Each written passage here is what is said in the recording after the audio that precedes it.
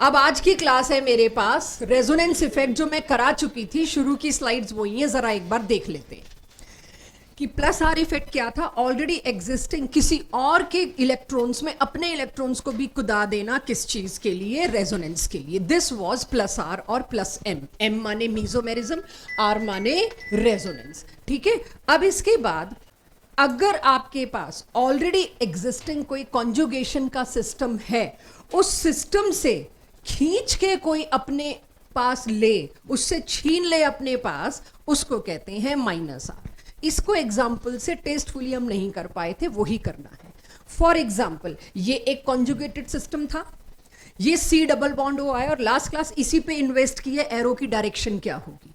तो अगर मेरे पास एरो की डायरेक्शन ये है, तो ऑलरेडी एग्जिस्टिंग कॉन्जुगेशन को अपनी तरफ खींची तो रहा है, ये विड्रॉ ही तो कर रहा है। सिंस ये विड्रॉ कर रहा है तो उसको कहेंगे माइनस आर। और अगर ये कंट्रीब्यूट कर रहा होता अपना लोन पेयर या अपना नेगेटिव चार्ज, तो उसको कहेंगे plus R. Minus R plus R की ये हुई डेफिनेशन, ये हम लास्ट क्लास में कर चुके थे और मैंने ये भी आपको बता दिया था मीजोमेरिज्म क्या होता है। अब मैं इसको करना शुरू करती हूँ रेजोनेंस को।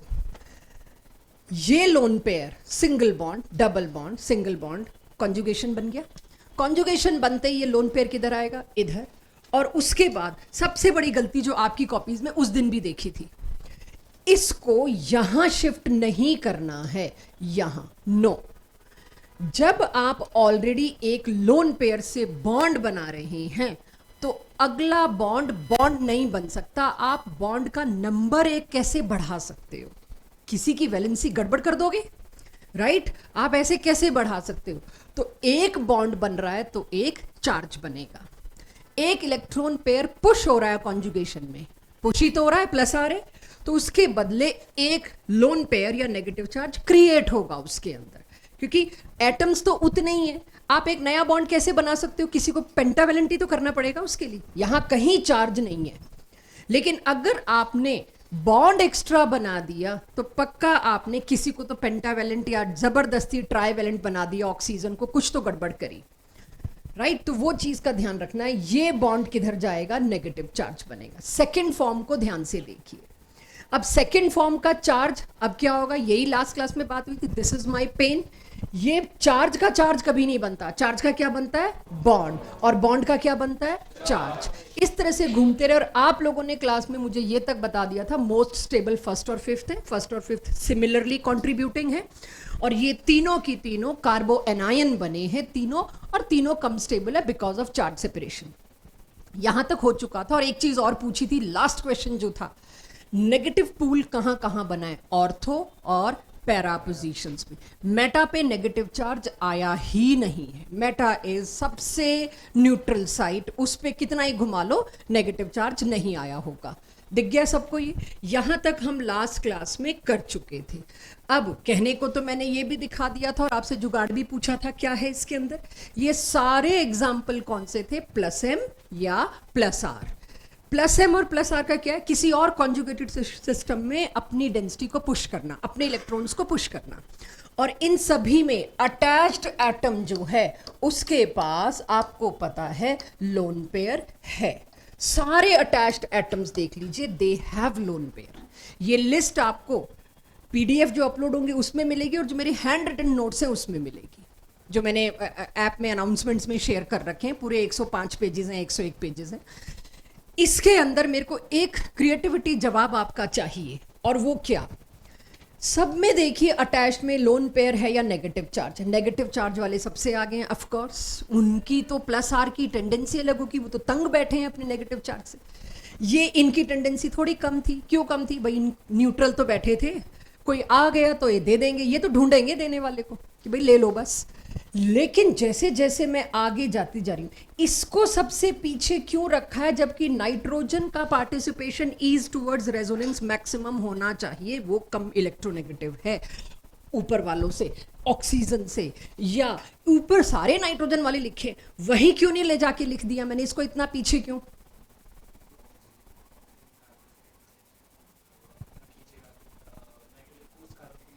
यस, बहुत बढ़िया। क्योंकि इसका पड़ोसी देखो। अब भाई क्यों ये प्लस आर दिखा रहा है? इसके पास लोन पेयर है सामने की कॉन्जुगेशन में पार्टिसिपेट करने को।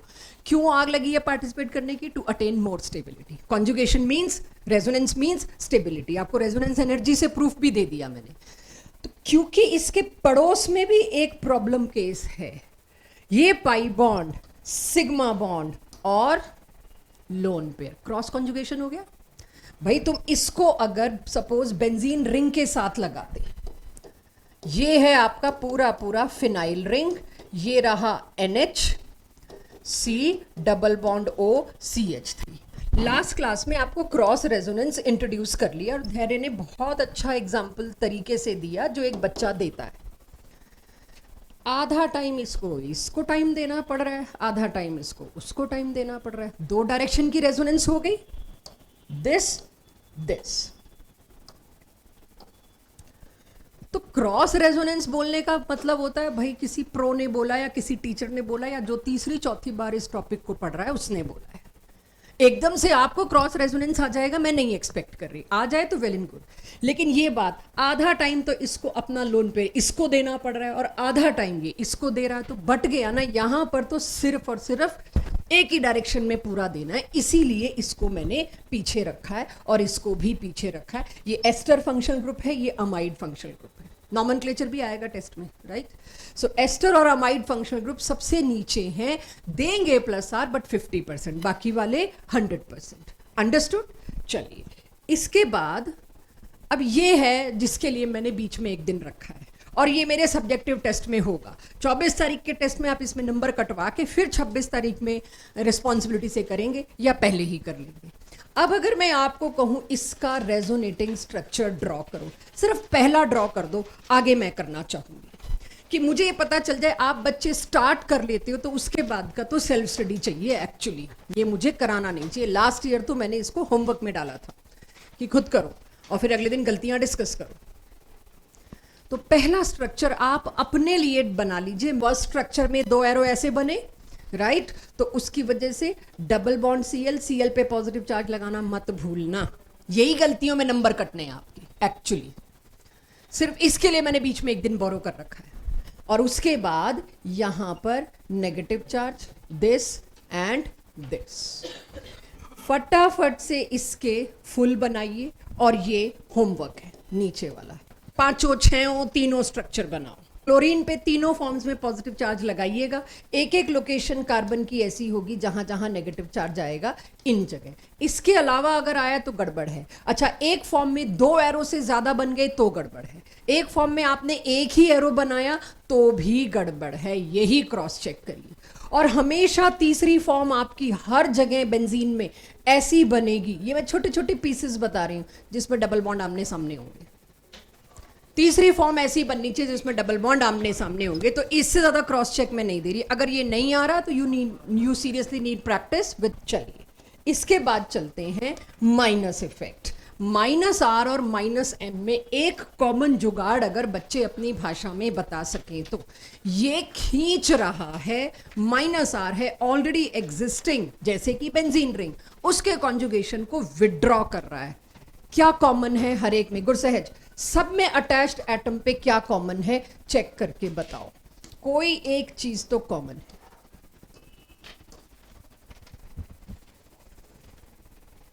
गुरसहज के पीछे की पूरी लाइन सबके साथ। किसके साथ है पाई बॉन्ड कार्बन का? इलेक्ट्रोनेगेटिव।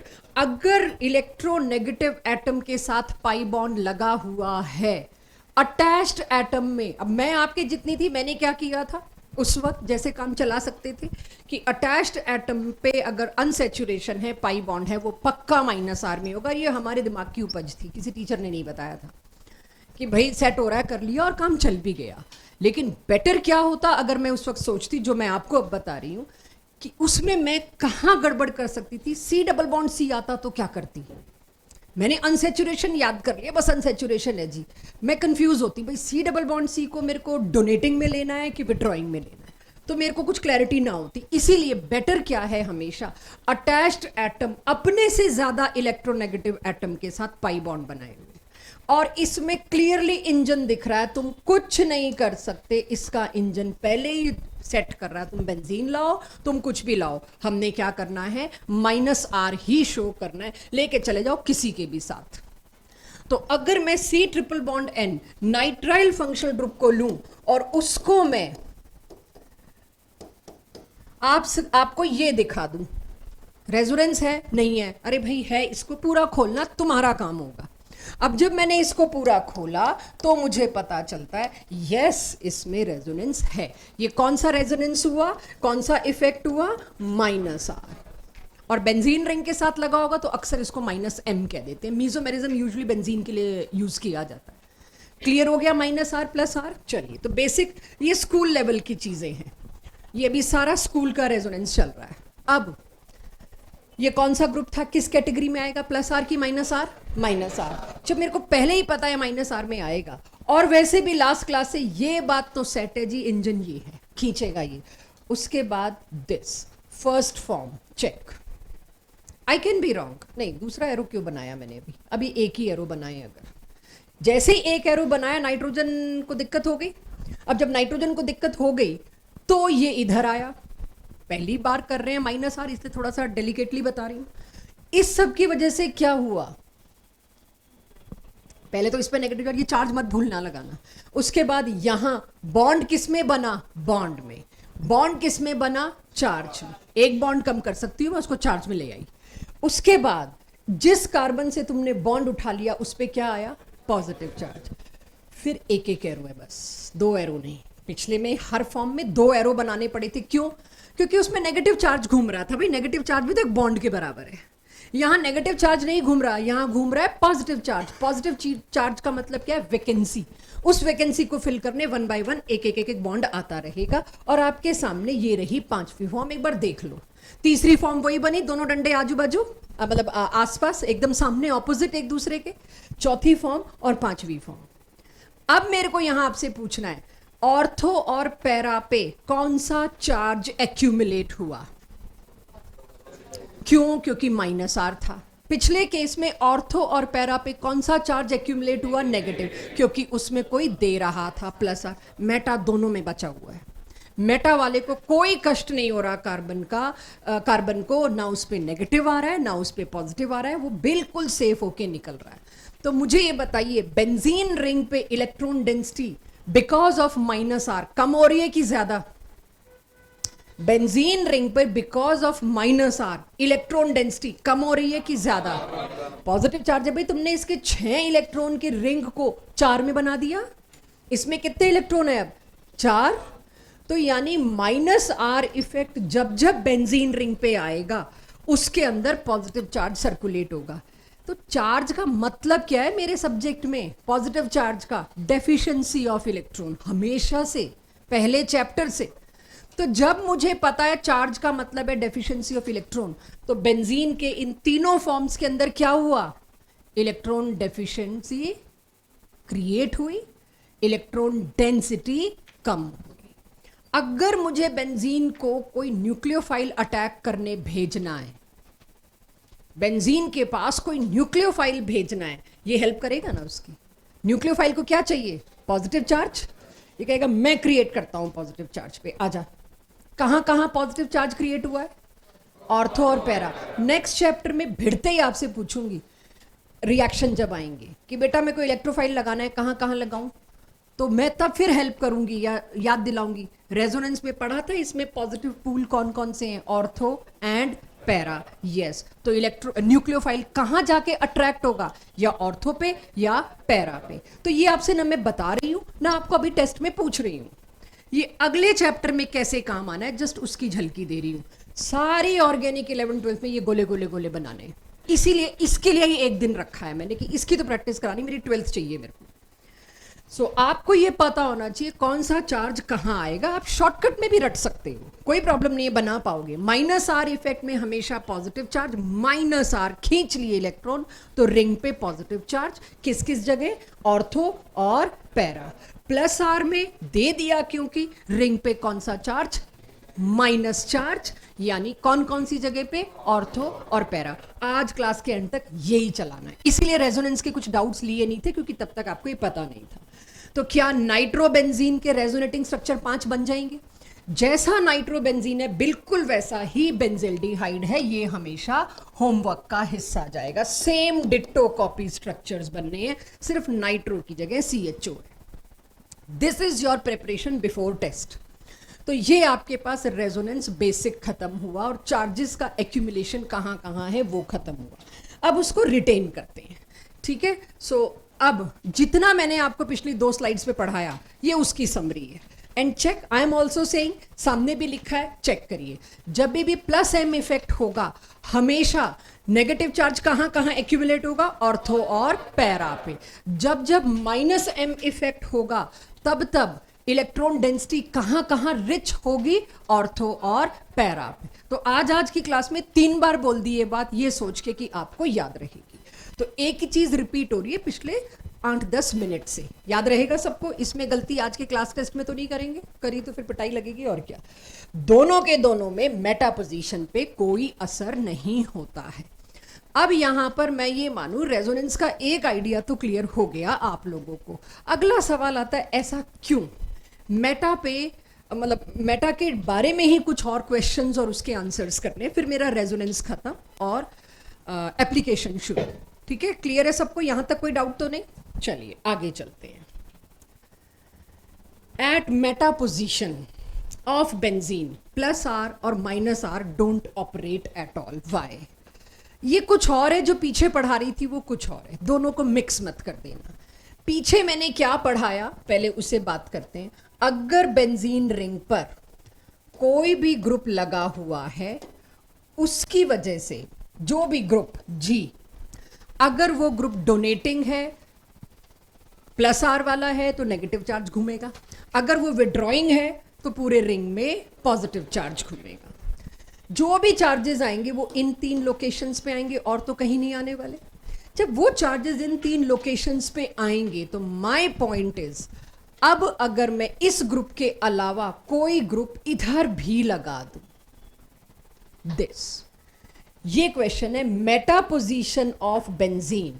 अब मेटा पोजीशन, अकेली पोजीशन को तो आप कभी मेटा नहीं कह सकते। मेटा तो 2 के बीच के रिलेशन को बोला जाता है। ये दोनों एक दूसरे के मेटा हैं, ये दोनों एक दूसरे के ऑर्थो हैं, ये दोनों एक दूसरे के पैरा हैं।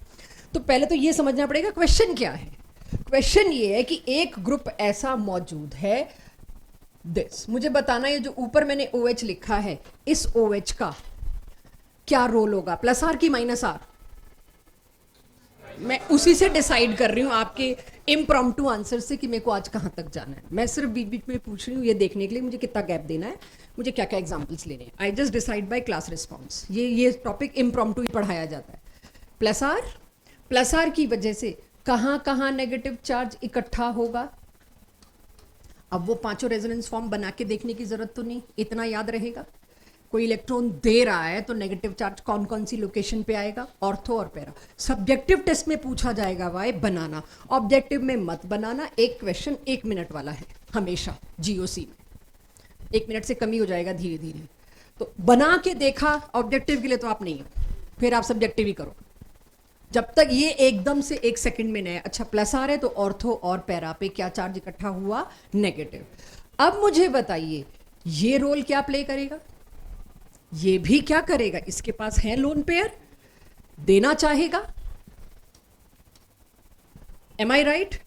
ये बात आती है अगर कोई ग्रुप लगा हुआ है, उसके मेटा में एक और ग्रुप अगर आता है, वो फर्दर रेजोनेंस में पार्टिसिपेट नहीं कर सकता। इसका रेजोनेंस होगा ही नहीं, चाहे ये कितना ही इच्छुक हो डोनेशन के, कितना ही इच्छुक हो खींचने के। This cannot participate in already existing conjugation. Resonance क्या था? ये प्लस आर माइनस आर क्या था? ऑलरेडी एग्जिस्टिंग रेजोनेंस में हम कूद सकते हैं, इसको कूदना अलाउड नहीं है। किसको? मेटा पे, रिगार्डलेस ऑफ ग्रुप, चाहे वो आपका प्लस आर वाला ग्रुप लगाओ, चाहे वो माइनस आर वाला ग्रुप लगाओ। मैं इधर NO2 लगा दूं, कुछ नहीं कर पाएगा, ये रेजोनेंस में पार्टिसिपेट ही नहीं कर पाएगा, जबकि पढ़ा के आई हूं करेगा। क्यों नहीं कर पाएगा? इसके लिए मैंने लिस्ट में लिखवाया माइनस आर, इसके लिए मैंने लिखवाया प्लस आर, ये दोनों यहां आके शो पीस हो गए। इसको ये ग्रुप पार्टिसिपेट ही नहीं करने देगा, बैठे रहो। अभी सवाल पूछने वाली सिचुएशन नहीं, थोड़ी देर बाद पूछो। क्यों भाई, मेटा पे अच्छे खासे तुमने -R और +R वाले ग्रुप जो आगे आगे हैं सीरीज में, शुरू के 3-4 में ही है ये सारे, वो भी पार्टिसिपेट क्यों नहीं कर पाते? ये है आपका ये सवाल। ये +2 के पहले चैप्टर में एनसीईआरटी में 1.5 पन्ना डेडिकेट किया है, मैं यहां पढ़ा रही हूं, वहां रिपीट होगा ताकि याद हो। ऐसा क्या हो गया OH की मेटा पोजीशन पर कि जो मर्जी मैं ग्रुप लगा लूं वो कंट्रीब्यूट ही नहीं कर पा रहा? अदरवाइज मेरे को तो दिख रहा है यार, 2-2 ग्रुप है, दोनों को कंट्रीब्यूट करने दो और स्टेबल हो जाएगी पूरी फैमिली। तो क्योंकि जब आप इसकी रेजोनेंस बना रहे थे, आप क्या देखते हो? ऑर्थो, पैरा और मेटा, तीनों जगह कौन एक्यूमुलेट हुआ? Negative charge. ये रेजोनेटिंग स्ट्रक्चर में एक ही काम हो रहा था, इस negative charge which is equal to pen वो डिलोकलाइज हो रहा था। जब आपने मेटा पे आके एक और OH मान लीजिए लगा के रखा होता पहले से, क्या इस मेटा के OH के O के साथ कभी भी नेगेटिव चार्ज कॉन्जुगेशन में आया है? तो मुझे बताइए। कभी भी ये लोन पेयर, अब ये O क्या करेगा? अपना लोन पेयर ऑफर करना चाहेगा, राइट? अच्छा, अब यहां से शुरू हुआ, इधर आए, अब मैं क्या सोच रही हूं, नेगेटिव चार्ज इसके साथ है ना कॉन्जुगेशन में, ऑलरेडी एग्जिस्टिंग कॉन्जुगेशन में मेटा वाला नहीं घुस पा रहा। सोचिए, lone pair, single bond, 2 single bond आ गए, काहे की कॉन्जुगेशन? पहली बात तो ये। दूसरी बात, नेगेटिव चार्ज ऑलरेडी रिंग में है, एक और नेगेटिव चार्ज कैसे दिया जा सकता है उसको? By which law? पॉसिबल ही नहीं। और जो किताबों की भाषा है, ये तो मैंने एक बच्चे के लिए बोला कि बच्चा क्या समझे, किताबों की भाषा क्या है? मेटा पे जब चार्ज ही नहीं आ रहा तो उसको डीलोकलाइज करने कैसे बैठा है OH? क्या किसी भी सिचुएशन में मेटा पे चार्ज आ रहा है, चाहे वो पॉजिटिव हो चाहे वो नेगेटिव? इस केस में नेगेटिव है। जब मेटा पे नेगेटिव चार्ज ही नहीं आ रहा, इस पोजीशन पे नेगेटिव चार्ज ही नहीं आ रहा, ये डीलोकलाइज कैसे करेगा? डीलोकलाइज तो तब करेगा ना कि मेरे बाजू में OH आ गया, नेगेटिव चार्ज आ गया, चलो मैं डीलोकलाइज करता हूं।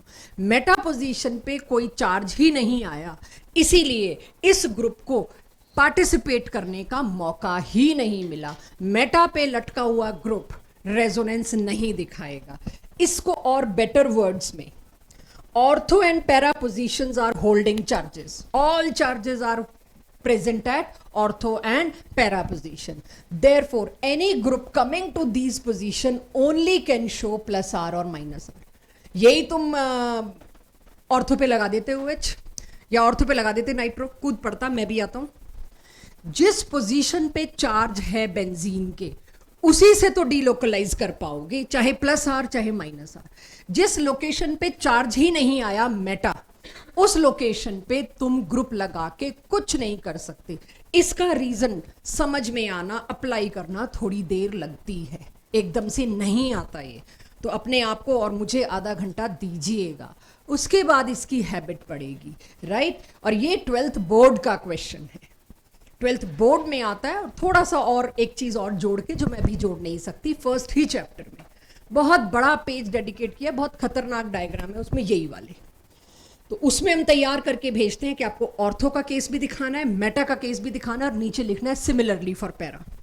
इसीलिए बहुत बड़ा पेज घिरता है। अभी मैं वो नहीं कह रही आपको लिखिए, बट ये लेके चलिए यहां से, मेटा पे कोई ग्रुप लगा है, वो रेजोनेंस नहीं दिखा सकता। किसके मेटा पे? जो ऑलरेडी एक ग्रुप पड़ा है, जो ऑलरेडी एक ग्रुप पड़ा है। कल को ये बेवकूफी जो हम लोग करते हैं, बच्चे हो आप लोग, हम लोग अक्सर करते हैं, मैंने आपको ये दे दिया और आप कहोगे इसमें रेजोनेंस ही नहीं है। क्यों? मेटा पे। किसके मेटा पे है ये? It is not Meta. Single group को कब से मेटा बोलने लग गए? तो यहां पर अगर मैंने यहां NH2 लगा रखा है तो कोई एक तो रेजोनेंस में पार्टिसिपेट करेगा, दूसरा नहीं करेगा। तो ये स्टेबिलिटी वाली चीज, इलेक्ट्रॉन डेंसिटी देना, ये पार्टिसिपेट करेगा और इसका रेजोनेंस होगा ही नहीं। क्यों? क्योंकि उसके मेटा में। अंडरस्टूड? अब आपका सवाल आएगा, दो में से मैं कैसे पहचानूं कौन सा किसके मेटा में, कौन भाई किसको प्रायोरिटी दोगे, इसको कि इसको? अभी अगला चैप्टर आना है, यही करना है अगले चैप्टर में, कि इन दोनों में से क्या मानूं, कौन रेजोनेंस में पार्टिसिपेट करेगा कौन नहीं, यही सवाल आना है ना अगला, कि आपने इसको क्यों मान लिया, क्या पता ये माइनस आर दिखा रहा होता, इसके मेटा में ये है, इसको हम रिमूव करते। ये अगले चैप्टर का +1 का आखिरी टॉपिक यही है, ऑर्गेनिक का लास्ट डे जो होगा वो यही डिस्कस होगा, दोनों में से कौन सा रेजोनेंस दिखेगा और कौन सा नहीं दिखेगा। तो इसीलिए इसको अभी ना सोचना ना पूछना। कुछ कह रहे थे, यही था। तो अभी रुक रुक के चलना, हम अभी फर्स्ट लेयर पे हैं, ठीक है। तो क्लियर हो गई सबको ये बात। अब देखिए जरा, मैं कहती हूं यहां पे NO2 का -M इफेक्ट होगा, हाँ या ना। नाइट्रोजन, ये जो नाइट्रो ग्रुप है, it is able to show -M effect. Assertion reason में मेरी ये स्टेटमेंट है, करेक्ट है ये स्टेटमेंट? अवनीत करेक्ट है? क्यों भाई? Increase in electron density, right. And वो तो चलो टॉपिक ही यही चल रहा है, बट क्या आप मेरा क्वेश्चन समझे? इसमें मीजोमेरिक इफेक्ट क्यों एप्लीकेबल है, इसमें क्यों एप्लीकेबल नहीं है? दोनों में नाइट्रो है, दोनों में इलेक्ट्रॉन डेंसिटी इंक्रीज हो रही है बेंजीन रिंग पे, बट क्यों? Yes, because it is at the Meta position. Meta position पर डेंसिटी होगी ही नहीं, इलेक्ट्रॉन की नेगेटिव चार्ज होगा ही नहीं, इसीलिए ये नाइट्रो उसको डिलोकलाइज नहीं कर सकता बाय मीजोमेरिज्म। अंडरस्टूड? आपसे अभी इतना ही एक्सपेक्टेड है, ये गलती नहीं होनी चाहिए। आगे चल सकती हूं मैं? चेक, मैंने इफेक्ट्स लिखे हैं, कोई एक गलत है या कोई एक सही है, दो गलत है, दो सही है, your job. Where I have written this thing wrong, देखो ये तो मतलब तीनों के केस के लिए रेफरेंस जी ग्रुप ये है। तो अब मेरे आने वाले सवालों में आपको डायरेक्ट कोई नहीं पूछता, मतलब ये जो मैं पूछ रही हूँ पिछले 10 मिनट से, कभी भी क्वेश्चन ये नहीं आएगा इसमें किस में रेजोनेंस हो रहा है नाइट्रो का, किस में नहीं हो रहा, या OCH3 का, नहीं। क्वेश्चन आगे आ रहे हैं, लेकिन उस वक्त मैं इतना पीछे नहीं आ पाऊंगी। मुझे बताइए किस में गलती है? Very obvious. अब अगर ये गलती हुई आज तो मैं आपको डांट सकती हूँ।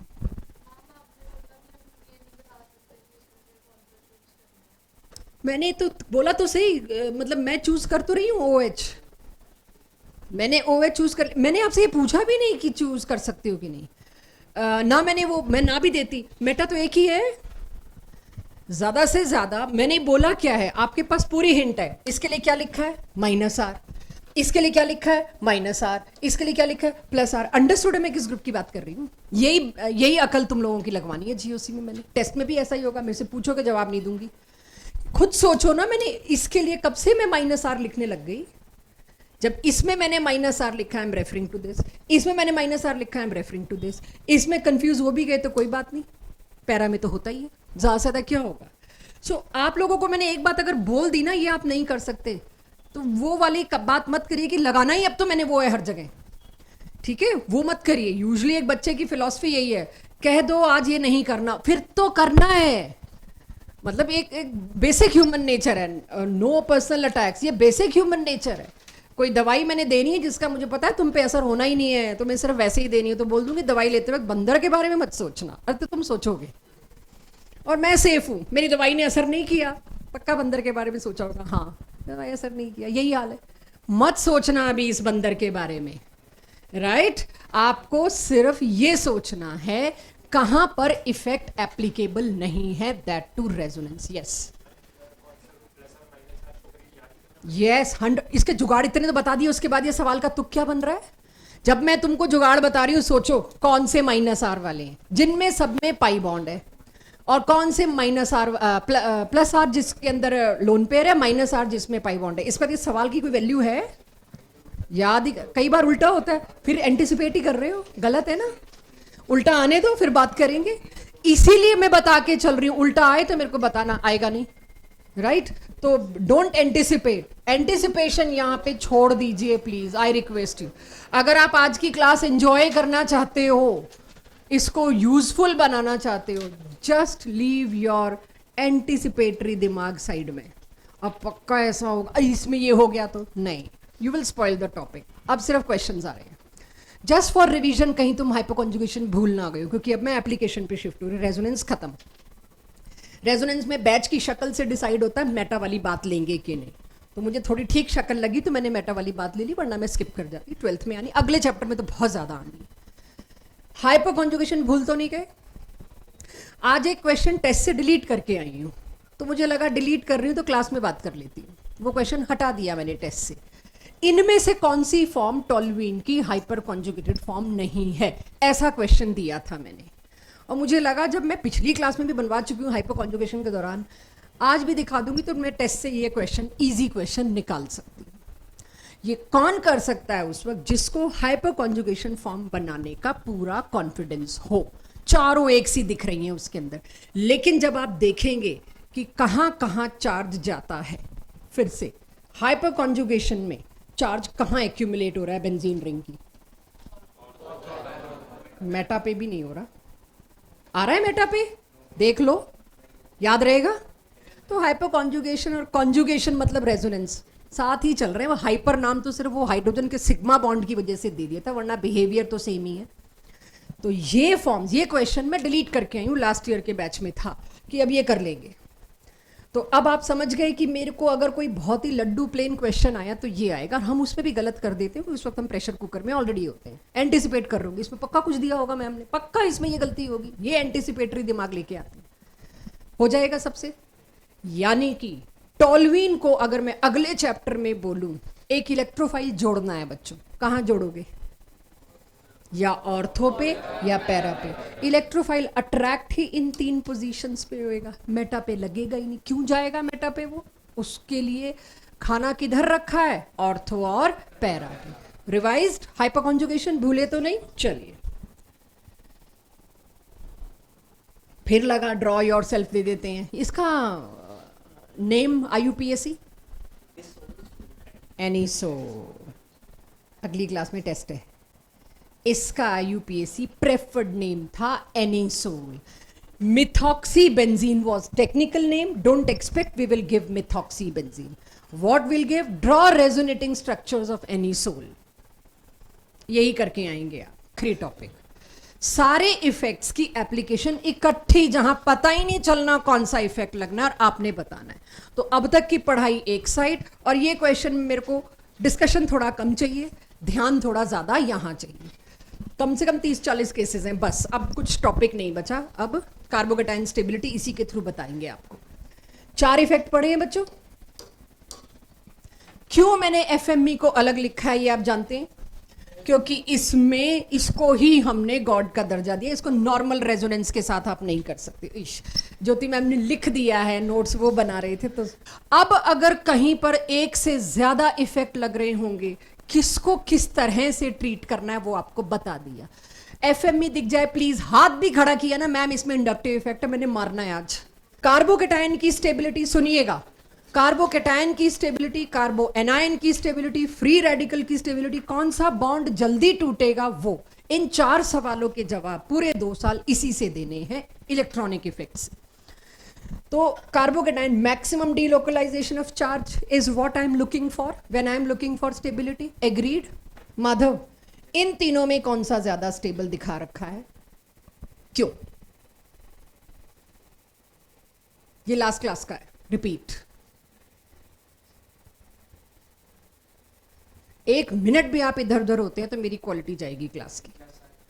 प्लस आर इफेक्ट है, किधर से प्लस आर? प्लस आर तो तब होता है जब कोई और ग्रुप लगा हुआ हो ऑलरेडी एग्जिस्टिंग कॉन्जुगेशन पे। सो अब वापस, अब आप लोग अगर आपस की बातचीत करेंगे, अपने आप को अभी उस जगह मत रखिए कि मेरे को आ गया, आज आना शुरू होगा। सो प्लीज एक दूसरे से बातचीत के बजाय यहां ध्यान दीजिए, मेरे शब्दों पे ध्यान दीजिए, मत करिए एक दूसरे से बातचीत। इसमें सिंपल रेजोनेंस है। प्लस आर और माइनस आर होता है ऑलरेडी एग्जिस्टिंग कॉन्जुगेशन के साथ कोई ग्रुप लगा है, यहां ऐसा कोई ग्रुप नहीं लगा।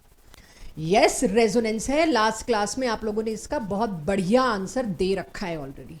Delocalisation up to 1 2 3 4 5 carbon, resonance है। कहीं मैंने प्लस माइनस नहीं लिखा। और मैंने ये भी कहा था बहुत बहुत कीमती होगा जो आप नीचे ब्रैकेट में इंफॉर्मेशन लिखते हैं, how many effects and which effect. अब चाहिए होगा, इफेक्ट पूरे पढ़ लिए, आज से चाहिए होगा। तो इसमें कौन सा इफेक्ट है? रेजोनेंस। काफी स्टेबल होगा। इसमें भी तो रेजोनेंस है, चेक है। रेजोनेंस नहीं है तो इसमें रेजोनेंस नहीं है, तो क्योंकि शुरुआत है, मेरे को सारे इफेक्ट आपको बताने हैं। जब इसमें रेजोनेंस है, मैं आंख बंद करके इसको सबसे आगे रख रही हूं, बट अभी अपनी प्रैक्टिस के लिए इसमें हाइपर कॉन्जुगेशन है, यस। जहां डिमांड उठी कार्बोकेटायन कार्बन, उसके पड़ोस के अल्फा एच, मेरे को तो टेस्ट में अल्फा एच भी गिनवाने हैं ना, राइट? कितने अल्फा एच हैं, कितनी हाइपर कॉन्जुगेटेड फॉर्म? अपने लिए लिखा, बच्चों के लिए लिखा कि सब कुछ एक साथ सोचना शुरू करो। इसमें अब मेरे को क्यों 4 अल्फा हाइड्रोजन ढूंढने पड़े? ये तो मोस्ट स्टेबल करके आंखें बंद कर ली मैंने, लेकिन इन दोनों का क्या करूंगी? अब इन दोनों में तो दोनों में ही रेजोनेंस नहीं है, स्टेबिलिटी ऑर्डर इक्वल टू लिखूं? नहीं। सेकंड नंबर पे कौन आता है? एफएमई आता है फर्स्ट पे, सेकंड पे आता है रेजोनेंस, फिर मैं क्या देखूंगी? Hyper conjugation. अब मेरे को देखना है हाइपर कॉन्जुगेशन। इसमें कितने अल्फा एच हैं? मैंने लिखा गलत है, 1। गिन के बताओ ठीक से, पक्का? कैसे कह सकते हो 1?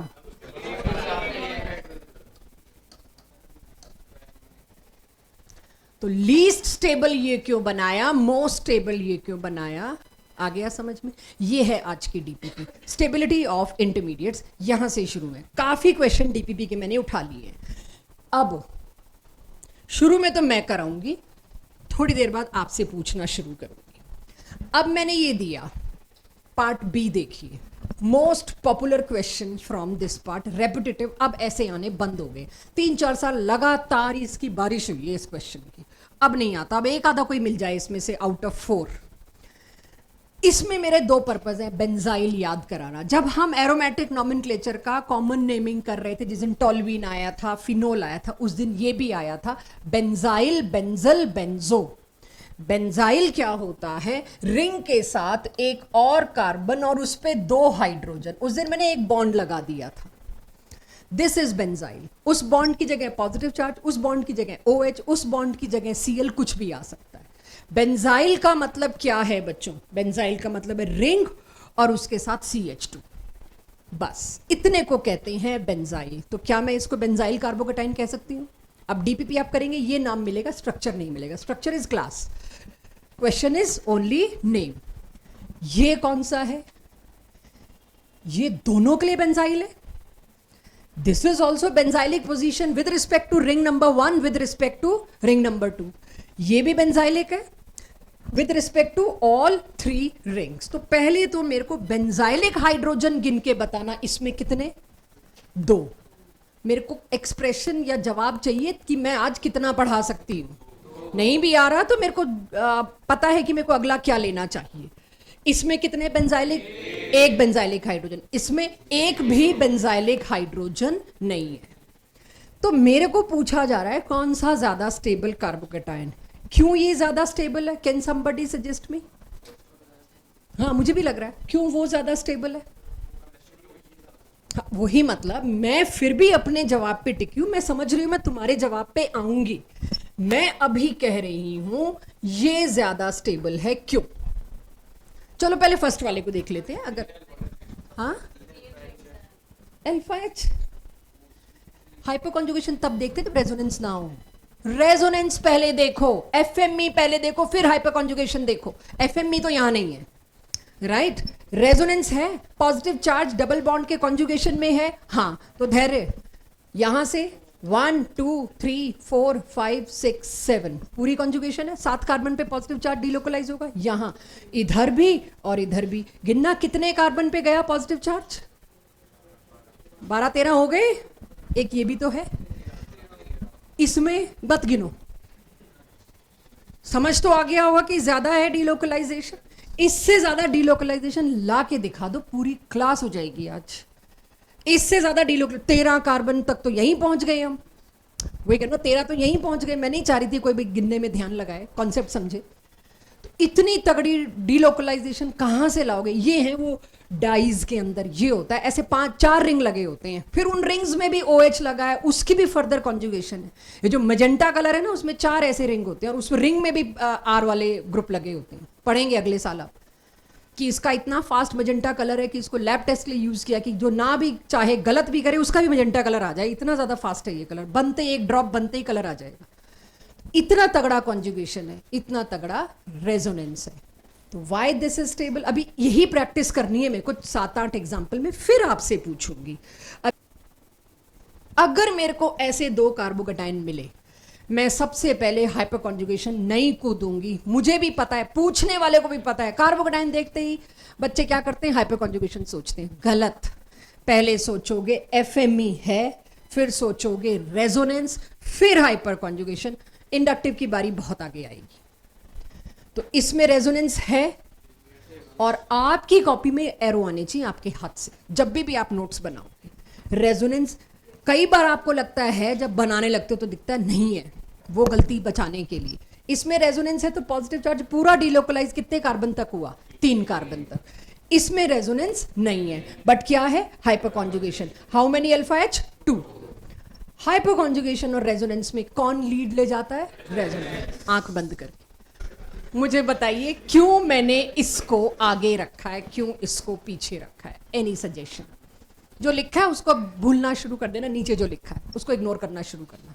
शायद इसमें 7 अल्फा एच कितने हैं इसमें, 3 4 5 6 7। क्लियर है, गिन लिए। रेजोनेंस तो नहीं था, परफेक्ट। तो यानी ये वाला कार्बोकेटाइन इज रेजोनेंस स्टेबलाइज, नहीं, ये वाला carbocation is hyperconjugation stabilise. चलिए, एक एक इफेक्ट तो मैंने सिखा लिए। अब अगर 2 इफेक्ट एक साथ लग रहे हो, फिर करेंगे 3 इफेक्ट एक साथ लग रहे हो तो कैसे।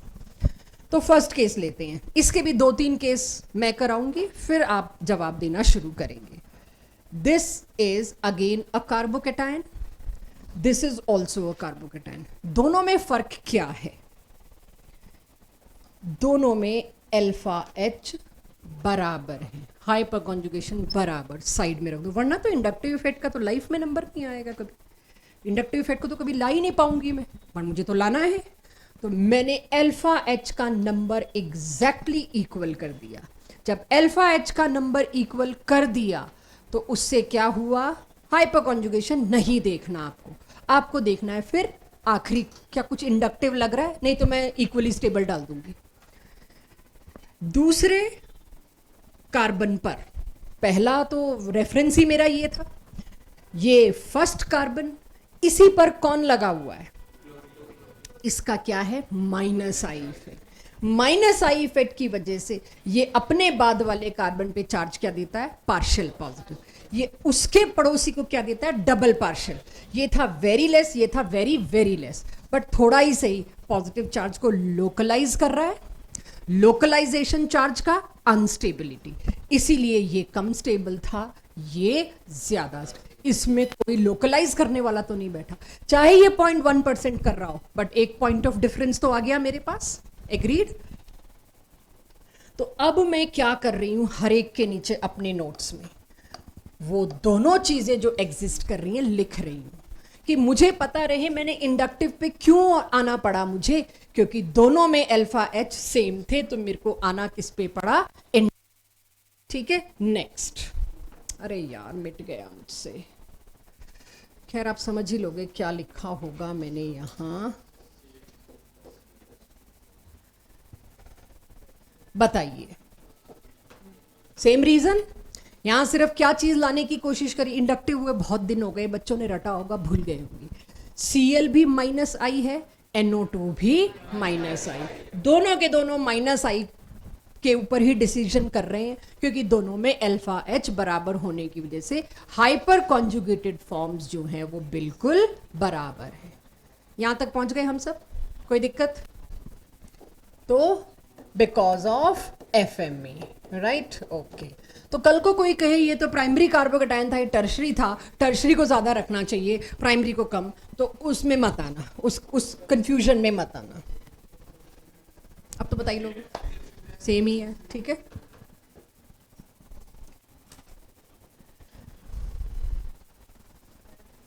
With the name of effect also. अब धीरे धीरे इफेक्ट भी गायब कर दिया मैंने, क्यों, कितने कार्बन तक फैला है पॉजिटिव चार्ज, राइट। तो इसमें क्या है, इसमें कोई इफेक्ट है, चलो इसमें तो आपने रेजोनेंस बता दिए, इसमें है रेजोनेंस, हाँ, लेकिन डिलोकलाइज कहां तक होगा, सिर्फ इतने तक, 3 कार्बन तक। तो ज्यादा कॉन्जुगेशन कम कॉन्जुगेशन। तो आंसर आपने मुझे दे दिया।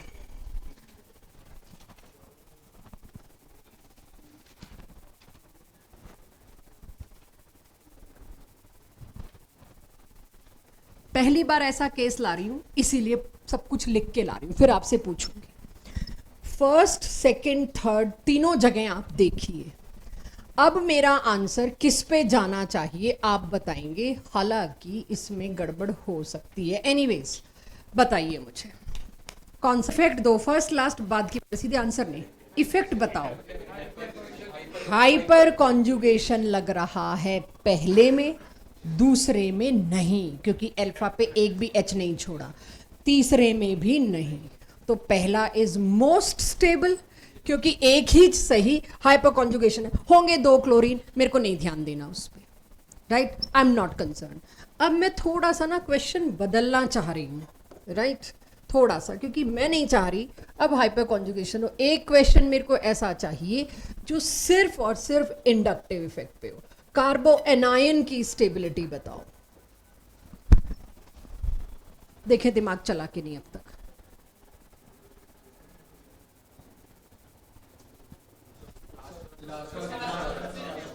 नेगेटिव चार्ज कहां लोकलाइज हो रहा है या तो ये ढूंढिए, नेगेटिव चार्ज कहां डीलोकलाइज हो रहा है या तो ये ढूंढिए। अब इसमें दो दो फ्लोरीन जो कि इंडक्टिव इफेक्ट क्लोरीन के मुकाबले ज्यादा दिखाते हैं, पॉइंट नंबर 1। पॉइंट नंबर 2, नजदीक है, इंडक्टिव इफेक्ट डिस्टेंस के साथ कमजोर होता है, तो इतने नजदीक दो फ्लोरीन है, दोनों की वजह से इसका पॉजिटिव हो रहा है थोड़ी देर के लिए। इस पे क्या चार्ज आ रहा है, इस पे क्या चार्ज है, इस पे है नेगेटिव, और अगर फ्लोरीन खींच रहा है वो भी दो दो फ्लोरीन, थोड़ा नेगेटिव चार्ज तो ले गए इसका, थोड़ा सा ही सही इंडक्टिव इफेक्ट, बट अगर ले गए तो ये हुआ मोस्ट स्टेबल। उसके बाद यही होगा, राइट, और उसके बाद ये। यानी कि आपको एक चीज ध्यान रखनी है, कार्बोकेटाइन के लिए ध्यान रखिए और कार्बो एनायन के लिए अपने आप अप्लाई कर दीजिए। अब तक के जे तक के जितने केसेस है उससे मैं क्या निकाल के लाई, अगर इलेक्ट्रॉन विड्रॉइंग ग्रुप लगा है खींचने वाला, फिर चाहे वो रेजोनेंस से खींच रहा है, फिर चाहे वो हाइपर कॉन्जुगेशन से कर रहा है या इंडक्टिव से कर रहा है। हाइपर कॉन्जुगेशन तो हमेशा देता ही है, इसलिए मैं खींचना वर्ड नहीं कहूंगी जी। कार्बोकेटाइन में इलेक्ट्रॉन विड्रॉइंग ग्रुप लगा है, फिर चाहे वो -R हो चाहे -I हो, वो हमेशा कार्बोकेटाइन को विड्रॉ कर रहे हैं, मतलब और डेफिशिएंसी क्रिएट कर रहे हैं, मतलब उसके चार्ज को लोकलाइज कर रहे हैं। लोकलाइज कर रहे हैं तो डिस्टेबलाइज कर रहे हैं। इस तरह से इलेक्ट्रॉन डोनेटिंग आया, जो इलेक्ट्रॉन दे रहा है, तो वो कार्बोकेटाइन को थोड़ा सांस देगा, उसकी डेफिशिएंसी को थोड़ा सा कॉम्बैक्ट करेगा, थोड़ा उसको न्यूट्रलाइज करेगा, तो वो स्टेबलाइज करता है। ये हमने अपने लिए लिखा है, इससे आंसर कभी आते नहीं है। आंसर तो वैसे ही आते हैं जैसे अब तक हम ढूंढ रहे हैं। सो इट इज जस्ट बीच बीच में थोड़ा सा समरी देने के लिए। चलो जी, आंसर ज्यादा, अभी मैं बिना देखे लिख देती हूं, देखें।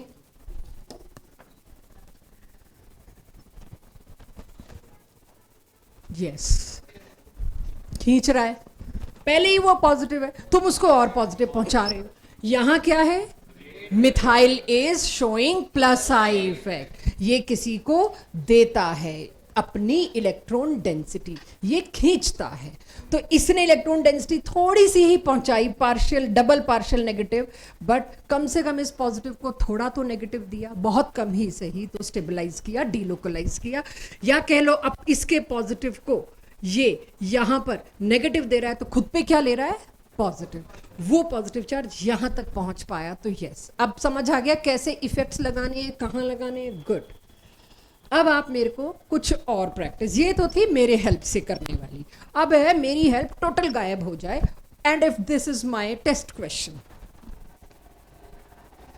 दोनों कार्बोकेटाइंस में से कौन सा ज्यादा स्टेबल, क्यों?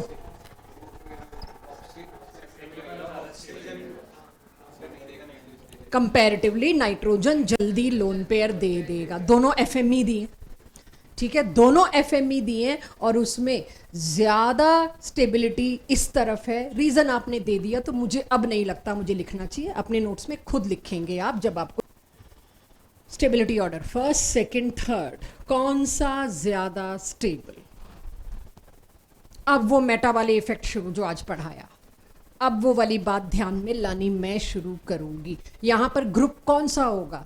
ऑब्वियसली ये होगा, इसी की स्टेबिलिटी देख रही हूं मैं, पॉजिटिव चार्ज, यही दुखी होगा, यही खींचेगा, राइट?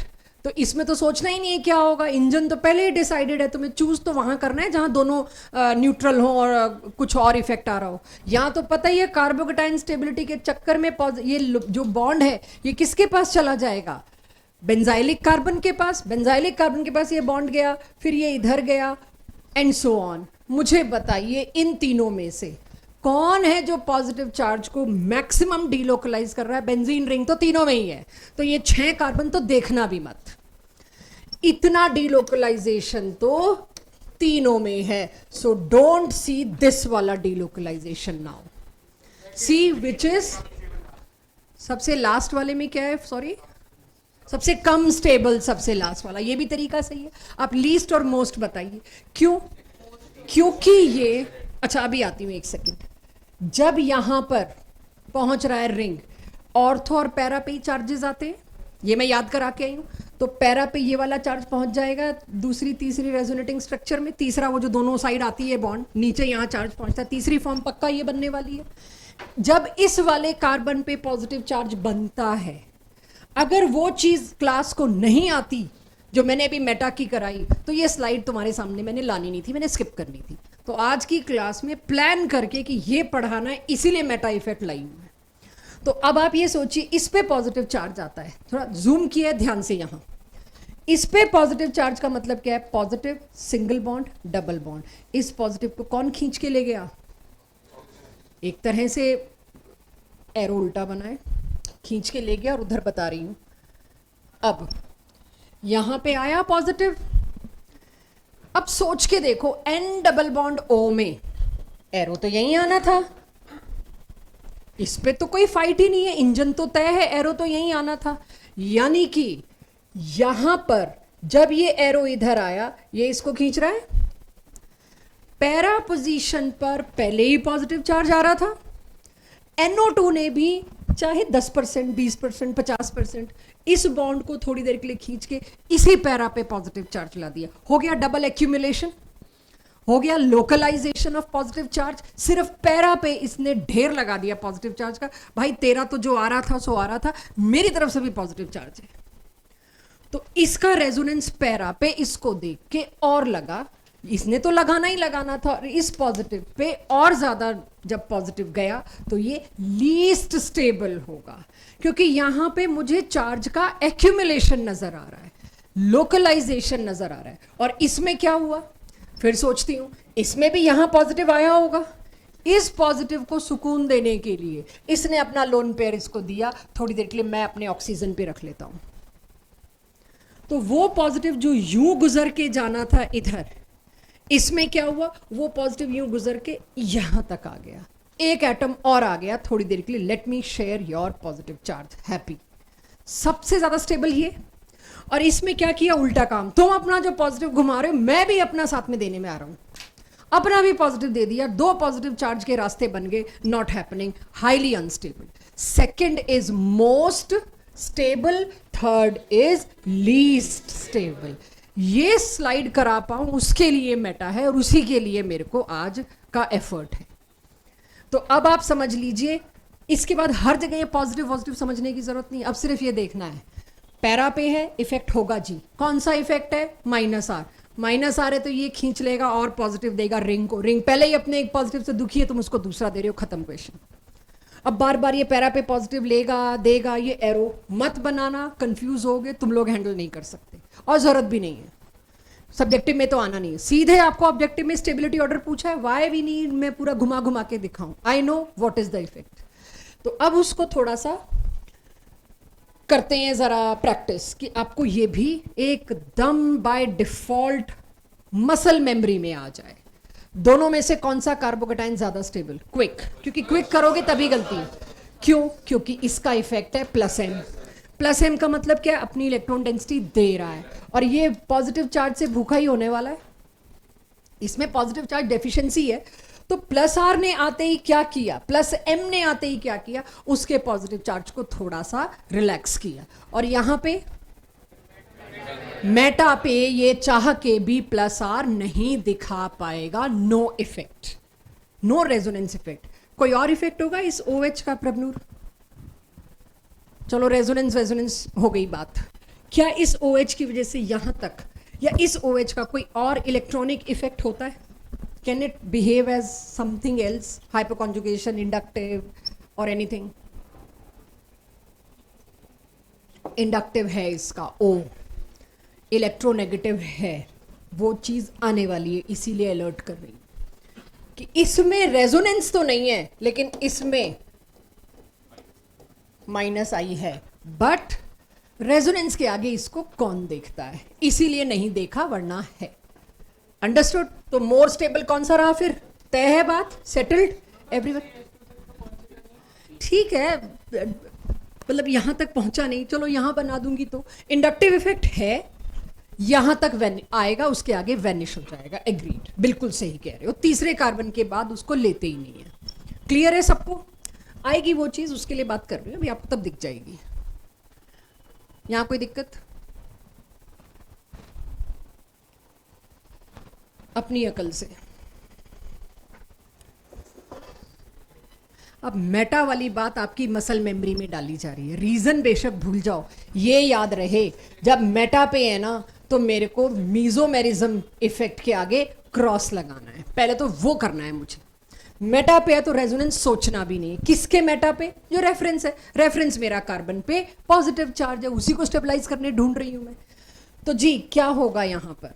कौन सा आर है ये? प्लस की माइनस? Minus are. नाइट्रो तो खींचने में सबसे आगे है. Minus are. माइनस आर है तो ये क्या देगा इसको? और इधर से क्या चल के आ रहा है? तो ये तो लोकलाइज कर दिया तुमने पॉजिटिव को. पॉजिटिव को लोकलाइज कर दिया. I am not happy. वहां लोकलाइजेशन पॉजिटिव चार्ज का नहीं है because lack of minus R. यहां लोकलाइजेशन ऑफ पॉजिटिव चार्ज है बिकॉज ऑफ माइनस आर. पहला है बेंजाइलिक कार्बोकेटायन, नाम सुनना क्योंकि नाम से आएंगे टेस्ट में. दूसरा है मेटा नाइट्रो बेंजाइलिक कार्बोकेटायन. तीसरा है para nitro benzylic carbocation, test में ऐसे ही मिलना है. और ऑर्थो नाइट्रो बेंजाइलिक कार्बोकेटायन. कौन सा मोस्ट, कौन सा लीस्ट?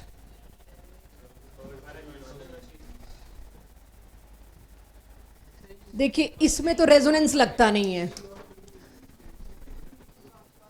पहले तो एक काम करते हैं, ऐसे क्वेश्चंस में ऐसे 4 ट्रेंड होंगे और पूछा जाएगा चारों में से कौन सा इनकरेक्ट है. एक कार्बोकेटायन का ट्रेंड होगा, एक कार्बोनाइन का ट्रेंड होगा, एक रेडिकल का ट्रेंड होगा, एक इलेक्ट्रोफाइल न्यूक्लियोफाइल का कुछ कॉम्बिनेशन होगा. पूछेंगे चारों में से कौन सा गलत है. ये टारगेट है हमारा. तो बच्चों पहले तो देखो नाइट्रो क्या होता है. एज अ होल अकेला नाइट्रो हमेशा विड्रॉइंग है. रेजोनेंस दिखा रहा होगा तो भी विड्रॉइंग है, इंडक्टिव दिखा रहा होगा तो भी विड्रॉइंग है. हाँ या ना? जब विड्रॉइंग है ये कार्बन को पॉजिटिव चार्ज और देगा. तो जहां नाइट्रो नहीं है वो हमेशा ज्यादा स्टेबल होगा जहां नाइट्रो है, प्रोवाइडेड कोई भी प्लेस पे है. तो पहले तो मोस्ट और लीस्ट को इजी वे में अलग करना शुरू करो. मोस्ट स्टेबल तो बिना नाइट्रो के ही है. वो नाइट्रो ने आके उसकी जिंदगी में कलेश ही करना है, कहीं ज्यादा तो कहीं कम, बट करना कलेश है, करना पॉजिटिव चार्ज है. तो पैरा और ऑर्थो पे नाइट्रो है तो सबसे ज्यादा एक्यूमुलेशन हो गया पॉजिटिव चार्ज का. मेटा पे थोड़ा कम. तो मेटा पे फिर भी थोड़ी सांस आएगी. क्यों? क्योंकि उसमें रेजोनेंस नहीं है. तो फर्स्ट तो बच्चों मोस्ट स्टेबल पे ले आऊं, उसका तो सेकंड ही लाऊंगी. अब थर्ड और फोर्थ के लिए लाई हूं ये क्वेश्चन. कौन सा कम स्टेबल, कौन सा ज्यादा स्टेबल? कोई भी एक चीज दे दो. रेजोनेंस दोनों में है, तुम रेजोनेंस से जवाब नहीं दे सकते. बराबर रेजोनेंस है. फिर किससे दोगे? इंडक्टिव से. इंडक्टिव क्या है? फिर से विड्रॉ. और इंडक्टिव पास वाले की वजह से लगता है, दूर वाले की वजह से तो लगता ही नहीं है. तो इसके अंदर -m और -i दोनों ही कलेश डाल रहे हैं, दोनों ही पॉजिटिव चार्ज डाल रहे हैं. और वो पहले ही पॉजिटिव चार्ज को डीलोकलाइज करने के चक्कर में लगा है. सबसे ज्यादा लोकलाइजेशन इसमें होगा. इसीलिए सबसे पीछे कौन लेकर आई मैं? फोर्थ. फिर आपके लिए बीच में हो गया थर्ड. सुनो सुनो, सारे नहीं रायता फैलाओ भाई. सारे चारों फॉर्म को मत खराब करो. जो फॉर्म सेट हो चुकी है फर्स्ट और सेकंड को, तो first versus second third fourth तो दोबारा लाना बनता नहीं यार. इतना पीछे नहीं जा सकते हम. फर्स्ट तो मोस्ट स्टेबल है, इतना पीछे मत जाओ। अब आती है बारी सेकंड, थर्ड और फोर्थ। पहले रेजोनेंस से अलग करो, पहले रेजोनेंस से दो केसेस अलग करो। तो ये केस अलग हो गया, इसमें कोई फाइट नहीं है। फाइट किस में है? सिर्फ इन दो में, राइट। इंडक्टिव इफेक्ट दोनों में है। अब आप मुझे बताइए इस पॉजिटिव को ये डिलोकलाइज कैसे कर पाएगा या लोकलाइज कैसे कर पाएगा अपने इंडक्टिव से। अब मैं कहती हूं यहां पर आएगा, सॉरी, पॉजिटिव चार्ज इधर आएगा और पॉजिटिव चार्ज इधर भी आएगा, जिसकी वजह से दोनों में ही रेजोनेंस लग गया। अब मुद्दा ये इंडक्टिव कहां लगाऊं। अगर मैं इंडक्टिव वैसे लगाऊं जैसे मैं अभी बता रही थी तो दोनों में फंसूंगी मैं, कि पॉजिटिव चार्ज तो भाई इधर भी आ रहा है तो ये भी पड़ोसी हो गया, इधर भी आ रहा है तो ये भी पड़ोसी हो गया, दोनों में एप्लीकेबल हो गया। मुझे उसको भी रूल्ड आउट करना पड़ेगा। फिर मैं इंडक्टिव इफेक्ट क्या लगाने वाली हूं? इस पॉजिटिव चार्ज के नियर कौन है, इस पॉजिटिव चार्ज के नजदीक कौन है बच्चों? ऑर्थो। ऑर्थो में इंडक्टिव इफेक्ट ज्यादा, पैरा में इंडक्टिव इफेक्ट ना के बराबर। इससे डीप नहीं जा सकते। बहुत बढ़िया क्वेश्चन है ये, डीपेस्ट ऑफ क्वेश्चन पे पहुंच गई मैं, कि आपको इंडक्टिव में भी इतना सोचना पड़े। अंडरस्टूड? आगे चल सकते हैं। चलिए अगला केस, कुछ कॉमन नेम की प्रैक्टिस। एलाइल, जब कॉमन नेम की पहली दूसरी क्लास थी तब आदत डाली गई थी विनाइल और एलाइल की। इस कार्बोकेटाइन को एलाइल कार्बोकेटाइन कहते हैं, इसको बेंजाइल। क्यों मैंने वो ज्यादा स्टेबल बताया मुझे पता है, बता लेंगी, बट फिर भी एक शब्द रेजोनेंस, वो तो इसमें भी है। कोई एक शब्द ऐसा दो ना जिसे पलट के सामने, yes, more delocalise due to extended resonance. सामने वाले को तुम दूसरा सवाल पूछने की परमिशन दे रहे हो, इनवाइट कर रहे हो, मतलब तुम्हारा पहला जवाब ठीक नहीं है, तो क्यों मेरे को मौका दे रहे हो कि उसके भी आगे एक स्टेप बढ़ूं। सीधे बोलो मोर रेजोनेंस, लेस रेजोनेंस, इतना भी चलेगा। ये समस्या वाला पार्ट है। सेकंड सबसे ज्यादा स्टेबल, अच्छा सेकंड सबसे कम, ये रिंग है बेंजीन रिंग C6H5। हाँ वो मुझे लग गया था, सेकंड को तुम पकड़ रहे हो, मेरे को उसी से पता लग गया था, इसने बेंजीन रिंग सोचा ही नहीं।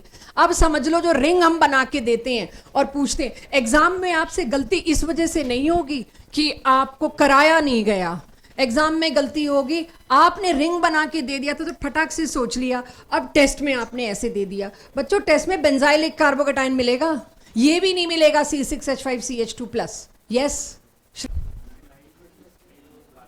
फिनाइल रिंग है, डीलोकलाइजेशन है, रेजोनेंस है, 7 कार्बन तक डीलोकलाइज हुआ है। टर्शरी कार्बोकेटाइन और बेंजाइलिक कार्बोकेटाइन का मैं अब तक कंपैरिजन नहीं लाई हूं, कुछ सोच के। कहीं अगर एक्सीडेंटली आ गया हो तो पकड़ लेना अपने नोट्स में, नहीं लाना चाहिए था इससे पहले। अगर गलती से आ गया हो तो वो आप खुद करेक्ट करना। इसमें कितनी हाइपर कॉन्जुगेटेड फॉर्म्स हैं?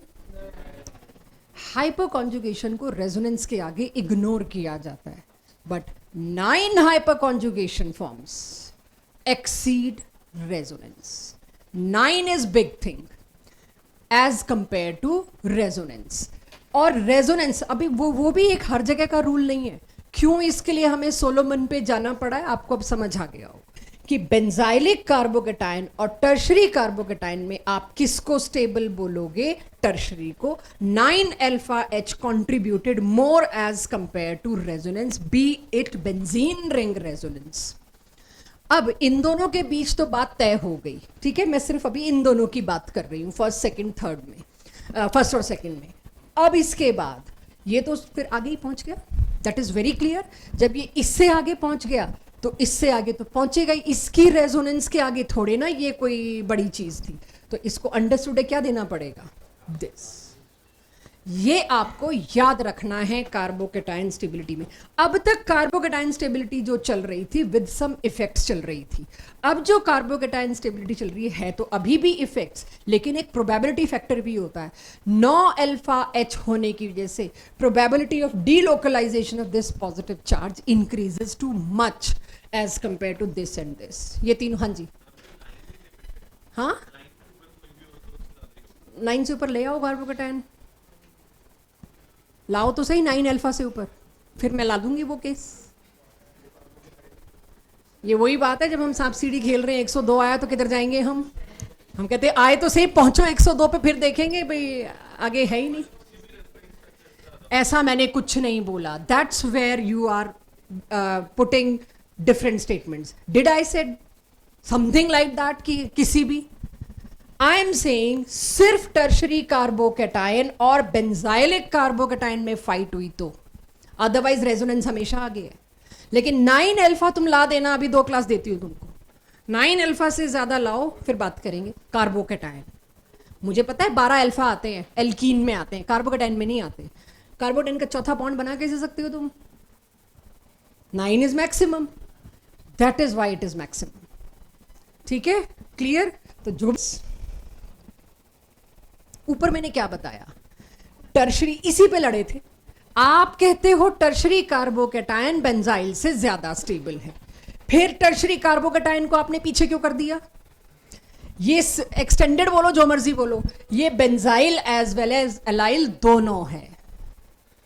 इसमें यहां कार्बोकैटायन आते ही ये क्या बन गया? बेंजाइलिक। और ये अगर मैं देखूं ये क्या बन गया? एलाइलिक। बेंजाइलिक प्लस एलाइलिक, और बेंजाइल के साथ एलाइल मिल गया, then again it is dominating. अकेला जो बेंजाइल था या अकेला एलाइल था, वो दोनों टर्शरी से पीछे रह गए, ये दोनों मिलके टर्शरी से आगे आए। जी, क्रॉस रेजोनेंस है, agreed. I am not saying कि क्रॉस नहीं है, बिल्कुल है, आधा इधर आधा इधर। लेकिन इसका एलाइलिक टुकड़ा क्रॉस रेजोनेंस की वजह से डिलोकलाइजेशन तो हो ही रहा है, और इसका भी डिलोकलाइजेशन हो रहा है। तो जो आपने कहा एक्सटेंडेड रेजोनेंस, वो शब्द गलत होगा यहाँ पे। यहाँ एक्सटेंडेड रेजोनेंस के बजाय हम क्या बोलेंगे? Cross resonance. बट दोनों रेजोनेंस ने पॉजिटिव चार्ज को ज्यादा डिलोकलाइज कर दिया एज कंपेयर टू टर्शरी, इसीलिए उसको आगे रखा। Well asked question. ये क्या लग रहा है आपको देख के? ये क्या है?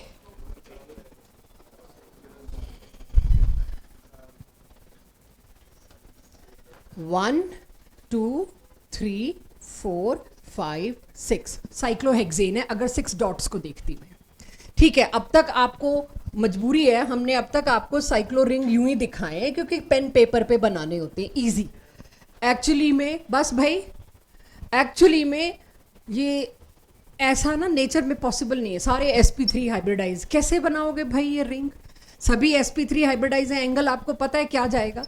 सो ये जो है, सिर्फ रेड लाइंस को देखिए तो साइक्लोहेक्सेन ही हुआ। साइक्लिक है, बस शेप बदलती, अब आपका हेक्सागन नहीं दिखेगा। बस अगली क्लास से हेक्सागन हम हटाना शुरू कर देंगे, हम ये लाएंगे जब स्टीरियो आइसोमेरिज्म पकड़ेंगे। स्पेस वो भी कराया नहीं है, वो तो 12th में है, जब भी पकड़ेंगे।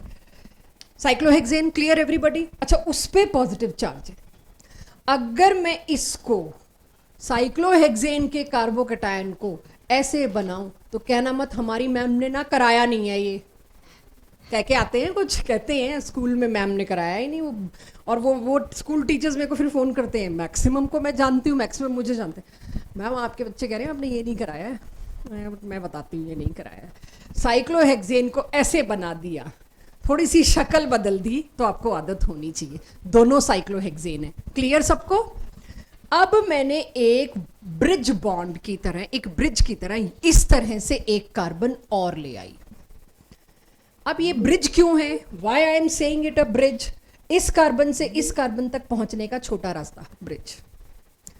एक तो ये लंबा रास्ता है, यहां से चले ये इन दोनों कार्बन को जोड़ता हुआ एक और बॉन्ड जो इस तरह से ऊपर आ रहा है। इसको कहते हैं, ऐसे कंपाउंड्स को कहते हैं बाइसाइक्लो, जिसमें 2 साइकिल्स फ्यूज्ड होती हैं। दिस। अब मैं आपको कहूंगी ये वाला कार्बन ब्रिज हेड कार्बन है, यहां से ब्रिज बनना शुरू हुआ। ये 2 कार्बन थे सपोज, इन 2 को जोड़ने के लिए जो ब्रिज है, ये इस कार्बन को और इस कार्बन को ब्रिज हेड कहेंगे। यहां से ब्रिज स्टार्ट हुआ और यहां तक बना।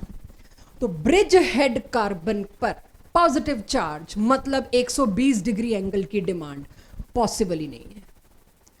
पॉसिबल ही नहीं है ये 120 डिग्री एंगल बन पाए। आप जानते हैं कार्बोकैटायन पे एंगल 120 डिग्री होना चाहिए। ये प्राइमरी हो, सेकेंडरी हो, टर्शरी हो, कुछ हो, it is highly not possible. Not possible मेरे लिए छोटा लग रहा था शब्द, इसलिए मैंने हाईली नॉट पॉसिबल बोला है। वो भी ब्रिज हेड है, देख लेना। उसमें भी क्या है, इस कार्बन पर अगर मैं ये देखूं, ये कार्बन इस रिंग को और इस रिंग को जोड़ रहा है, और साथ में सामने वाले कार्बन और इस कार्बन के लिए एक ब्रिज ही तो बन गया। ये भी एक ब्रिज है, यहां से यहां जाने का शॉर्टकट, और ये भी एक ब्रिज है, यहां से यहां जाने का via one carbon shortcut. Bridge head carbon पे पॉजिटिव चार्ज लाना नॉट पॉसिबल, बॉन्ड टूटने को ही तैयार नहीं होगा। आपको याद होगा हम पढ़ क्या रहे हैं, पुराना बॉन्ड टूटा, हेट्रोलिटिक या होमोलिटिक, उससे बना कार्बोकैटायन। कार्बोकैटायन के लिए हेट्रोलिटिक टूटना जरूरी है। क्या ये कार्बोकैटायन बनेगा भी, अगले चैप्टर में यही सवाल होगा। देखते ही तुम कहोगे मैम ये कार्बोकैटायन तो बन ही नहीं सकता था, आपने बताया, मतलब ये बॉन्ड टूटेगा ही नहीं, इसको तुम तोड़ ही नहीं सकते। तो कहीं पर ऐसा बॉन्ड तोड़ के, कोई एक बॉन्ड तोड़ के ब्रिज हेड कार्बोकैटायन बन रहा है, नॉट पॉसिबल, वो नहीं बनेगा। हाईली अनस्टेबल होंगे ये दोनों। कहीं भी मिल जाए ऐसे केसेस, वो हमेशा लीस्ट में रख देना please. Primary, secondary, tertiary, inductive resonance, कुछ नहीं सोचेंगे आप लोग। क्वेश्चन विच इज मोर, ये रिपीट है लास्ट क्लास का, सोच लो आराम से, ये लास्ट क्लास का रिपीट है, बीच में लगा एक पूछ लें, भूल ना गए हो। फर्स्ट वाला क्यों, अल्फा एच इसमें ज्यादा है, तो ये आपके लिए एक रिपीट केस था।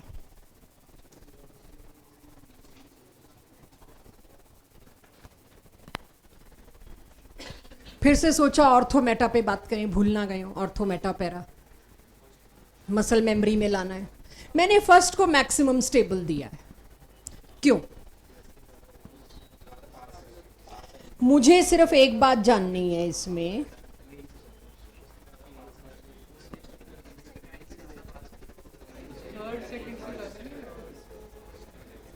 क्यों, मुझे गड़बड़ लग रहा है ये।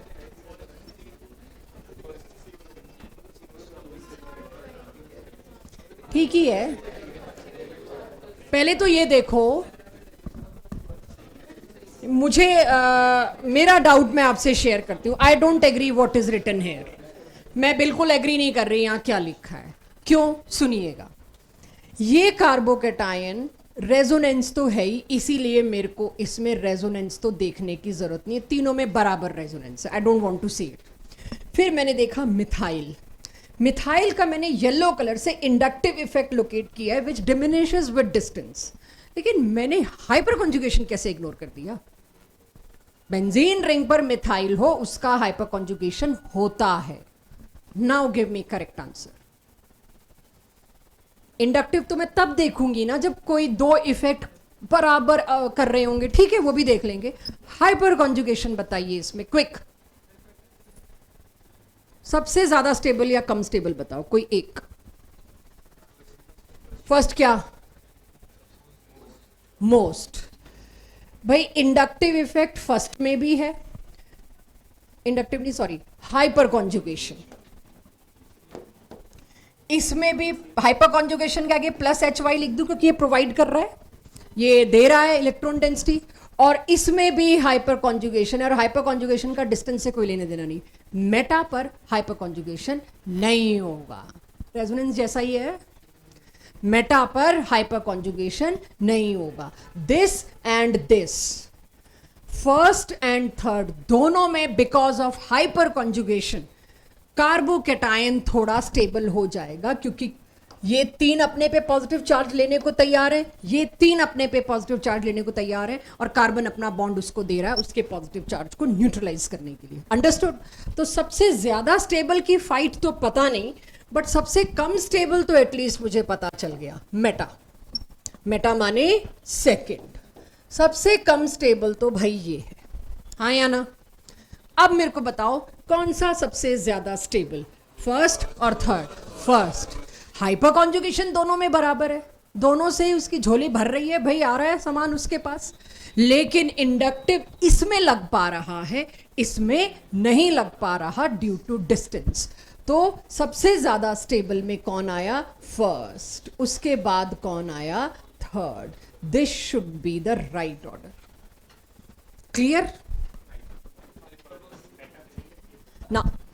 हाइपर कॉन्जुगेशन मेटा पे नहीं लगती, रेजोनेंस हाइपर कॉन्जुगेशन मेटा पे दोनों ही नहीं लगते। कुछ और भी आ रहा था इधर से सवाल, मैंने इग्नोर किया हो गलती से जी।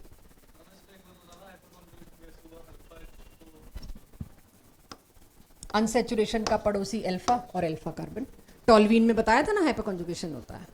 मैंने इसको भूल गई तो टॉल्वीन ही तो है। मुश्किल था ये ढूंढना, यही प्रैक्टिस चाहिए। अब टॉपिक तो बचा ही नहीं है, आप देख रहे हो, मतलब हैं चीज़ें बट वो डिसाइड होती हैं पहले इतना आ जाए, फिर वही लेयर का वेट कर रही हूँ जब तक टाइम अलाउ करेगा। मतलब मैंने ज्योति मैम को कहा था नोट्स बनाते हुए 2-1 में आप मिस्टेक करोगे, एक तो मिल गया जो मैंने पिछली स्लाइड पे ढूंढ रही थी, किसी एक में गलती की है, किसी 2 में गलती की है, किसी 3 में गलती की है, चेक, एक मिल गया ऊपर, चेक। दिशा, अवनीत, करेक्ट और इनकरेक्ट।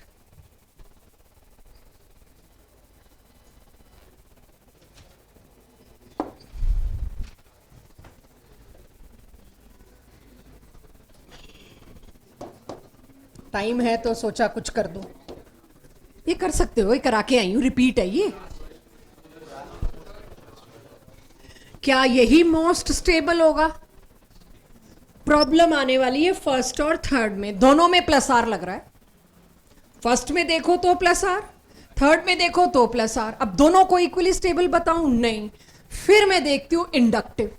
अब इसमें देखो तो इंडक्टिव लग रहा है माइनस आई, इसमें आते आते तक इंडक्टिव मर गया, इतनी दूर नहीं लग रहा। अब माइनस आई क्या कर रहा था? चार्ज क्रिएट कर रहा था, लोकलाइज कर रहा था। यहां उसने थोड़ा सा इसे चार्ज के लोकलाइजेशन में काम कर दिया, यहां चार्ज के लोकलाइजेशन को ये काम नहीं कर पाया, जबकि डीलोकलाइजेशन दोनों में बराबर हुआ। तो सबसे ज्यादा स्टेबल कौन बनेगा? थर्ड। लीस्ट अपने आप देख लेंगे मेटा पे, जिसमें रेजोनेंस मीजोमेरिज्म लग ही नहीं पाया, डीलोकलाइजेशन ही नहीं हो पाया इसकी वजह से।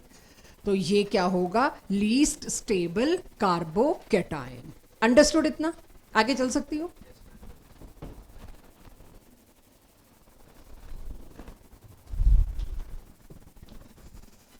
Your time starts now. देखो कितने सेकंड में आंसर आता है। 12 तक आते आते तो 5 से 10 सेकंड का होगा, लेकिन अभी तो आपको मिनट 1.5 लगता है करने में। वन मोस्ट स्टेबल कैसे है? वन मोस्ट स्टेबल, दोबारा बताओ। मोस्ट स्टेबल गलत है, मेरे को मोस्ट बताओ। 4, यस, उसमें लग रहा है plus R. Fourth is most stable, para पे प्लस आर है, वो उसके पॉजिटिव चार्ज को घुमा जाएगा, यही चाहिए था। चलो जी, फोर्थ अगर ना होता, फर्स्ट सेकंड थर्ड में मोस्ट स्टेबल कौन सा? थर्ड। उसमें लग रहा है प्लस हाइपर कॉन्जुगेशन, वो दे रहा है again electron density, positive charge को रिलैक्स कर रहा है। फिर आ गया सेकंड वाले को, अगर मैं देखूं उसमें माइनस आर है, कोई उसके पॉजिटिव चार्ज को लोकलाइज कर रहा है। तो लीस्ट में क्या आना चाहिए? सेकंड। पहले तो मैं लीस्ट करूं, मोस्ट आपने बता ही दिया, दैट इज फोर्थ। अब इसको तो लीस्ट में ले गई मैं। अच्छा, इसमें कुछ भी नहीं है, ना कोई डेंसिटी बढ़ाने वाला, ना घटाने वाला, ना पॉजिटिव लोकलाइज करने वाला, ना डीलोकलाइज करने वाला। इसमें अगर मैं देखूं तो क्या है? अगेन हाइपर कॉन्जुगेशन से ही डीलोकलाइजेशन तो हो रहा है। तो फोर्थ के बाद क्या? इसमें लोकलाइजेशन हो रहा है, इसको मैंने पहले ही पीछे रख दिया। इसमें कुछ नहीं, कोई और चारा नहीं है, बस करना ऐसे ही पड़ेगा आपको। और फिर इतनी प्रैक्टिस के बाद अपने आप आपकी मसल मेमोरी में आ जाएगा कि ऐसे करना होता है। ठीक है? First, second, third, fourth, most and least, ये हैं वो जो हम मानते हैं अब आने रहते हैं। इससे पहले वाले तो रेपिटेटिव थे, उठा लो कोई पास्ट ईयर, इतने रेपिटेटिव है कि हम एक्सपेक्ट ही नहीं कर रहे। फर्स्ट, सेकंड, थर्ड, फोर्थ, कौन सा ज्यादा स्टेबल, कौन सा सबसे कम स्टेबल? मोस्ट और लीस्ट? अमायरा, अक्षिता, गुरसहज, अनिकेत।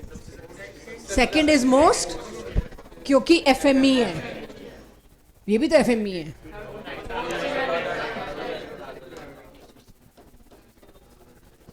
अब बताओ, चलो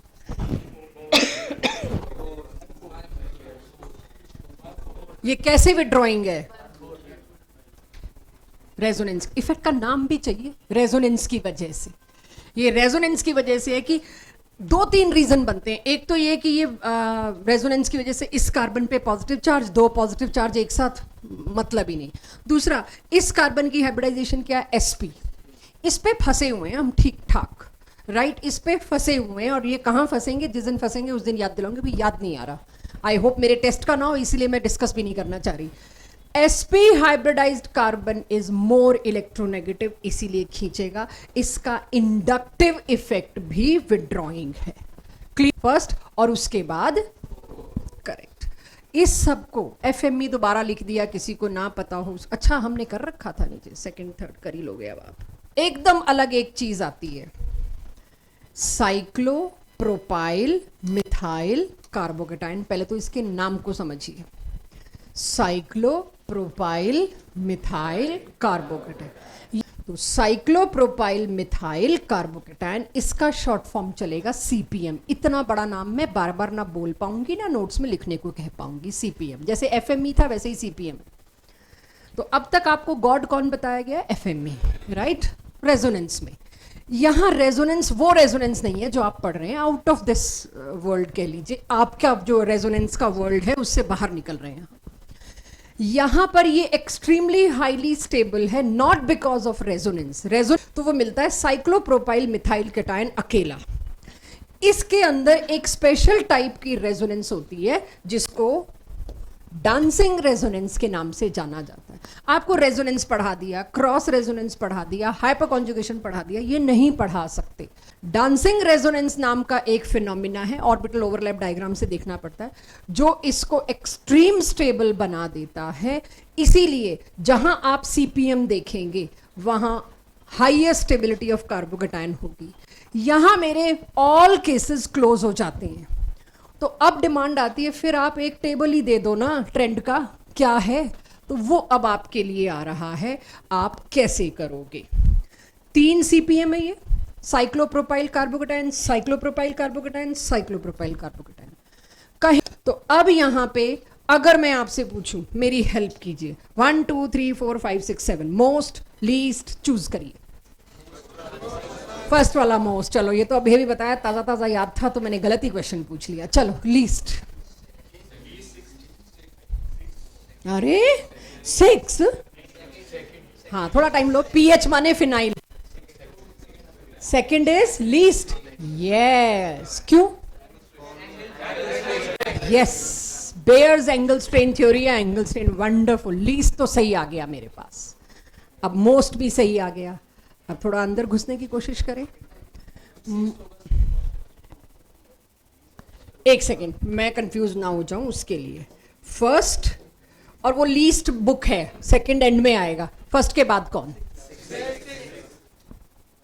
अच्छा,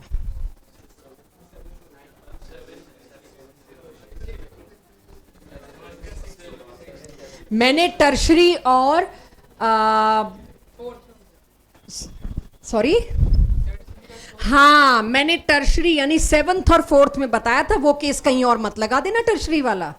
मैंने इन दोनों में बताया था 9 alpha H dominated over benzylic, और एलाइलिक बेंजाइल दिया मैंने, नहीं दिया, शुक्र है वो नहीं दिया। एनीवेज अब बताइए, ये दोनों का इसमें मत लगा देना, 6th, उसके बाद 5 क्यों नहीं, मैंने इन दोनों में बताया था। क्या कर रहे हो बालको, अगर अभी मैंने चेंज कर दिया तो मुझे माफ कर देना पहले ही। चलो फर्स्ट 6 और उसके बाद ओके, फिर